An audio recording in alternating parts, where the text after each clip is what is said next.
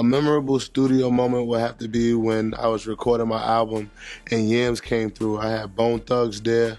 I had Onyx there the day before that. He was there and I was recording Let It Go. And Yams was like real shy when it came to jumping in front of the camera or like jumping on a microphone. So I like had to shove him in the booth to like do the intro to Let It Go. And that's the intro that you hear on my album, Trap Lord. And I just think that was a very monumental moment for me because Yams hated getting in the studio inside the booth. Like he loved to like vibe out, but he hated being in the booth. And I don't even think that he talked on anybody else's record besides mine. So I had made sure that I got Yams on the song. It was gonna either be Yams or Puff Daddy, and I got Yams on there. The wisdom that I got from Yams is just be real and be yourself. Because everything to him was corny. I swear to God, like, because he would say things is corny, but then he'll do some rambunctious shit. You know what I'm saying? Like, out of the blue. So I think just being real is what I got from him. I feel like everything he did was kind of rambunctious, but he's a visionaire. Like, when Riff Raff wasn't even thought about, he was like bringing him on our tour bus. All of these new artists that you see now flourishing, we knew about them early on. Like, he was bumping Chief Keef and like, he introduced me to Sicko Mob. You know what I'm saying? And I already knew, like, he was like, yo, they fucking with them. I'm like, all right, I'm jumping on the remix. I fuck with this song. Like, Yams fuck with it, I fuck with it. Because I already knew he's on to something all the time. But he was just being him. Yams was a fan of music. Period, hip hop, everything.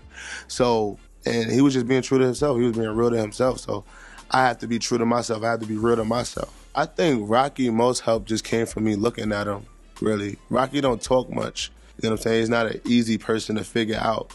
So my job, playing the passenger side, was just to always look at him and just pay attention to the game and how you play the game. Because really, you can't explain too much. You'll be talking, and it'll go through one ear and out the other. So it was my job to always pay attention to what Yams and Rocky was doing because they didn't always have time to talk about it. And at the same time, we was all learning at the same time. Like, this fame thing was new to all of us. Big money and $1 million checks was new to all of us. Like, none of us was getting money like that. But I just knew that everything was coming to Rocky and Yams tenfold. So I was just like, man, how they handling it? Let me look at it because it's gonna be me next. That's how I always looked at it. A memorable moment with Yams is when I first got signed. He was the first to let me know. He was like, yo, don't tell nobody, but you got upgraded to RCA Sony. You're about to get your deal. And I was like, word? I didn't even know how to take that. I felt like a basketball player that just got drafted. I didn't even tell my mother, like, I just couldn't believe it. Because I had got signed to ASAP Worldwide, and that's our label deal. And then I got upgraded to a major deal, Sony RCA. And that was like me becoming LeBron or some shit, you know what I'm saying? So he was the first person to tell me that. And I always just remember that text. I would have to say New Year's. I did the Garden, and he didn't make it because he had to do like this big mob after party. He congratulated me. I had my tuxedo on and all of that. And he was just like, yo, you did it, bro. You did the Garden. You sold out the Garden. It was with Skrillex and Diplo. We got rings that night. We got these championship ASAP rings. And I just remember like just celebrating with Yams. It was just like me and him like just on the floor dancing a shaba and just turning up. And we just danced all night. And it felt different because we be turning up, but that was different because it felt like, damn, like we really like, it was just me and him on the floor turning up, like, and just everybody was around us.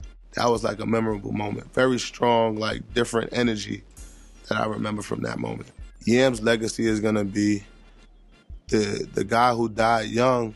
He was fly, he was jiggy, he was a visionaire, he was real, he put it out. He put himself out the way he was. You know what I'm saying? It's not sugar-coated. And if you read through his tweets or his Tumblrs, you will get to know him as a person. In a way, Yams was like an artist. He wasn't no rapper or nothing like that. And he hated to be in front of the camera or like in the booth. But he was an artist himself.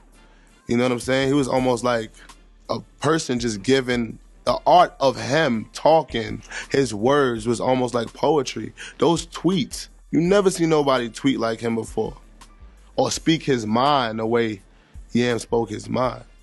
We used to steal from them so much they used to give it to us for free because they knew we not stealing it to sell it to somebody. We was stealing that because we needed that shit. You know what I'm saying? So she grabbed the 151, and so both of these chicks ass naked. So one of the girls is like bending over, and one of the girls is on her knees. My first day I did shrooms, no homo. I went streaking. Like 1 o'clock in the morning, naked, running up the street, no homo. I don't know what got into me that day. I was off the shits. I feel like if I wanted to be something else, I would have been that. If I wanted to be a doctor, I would have been that. You know what I'm saying? But I wanted to play basketball.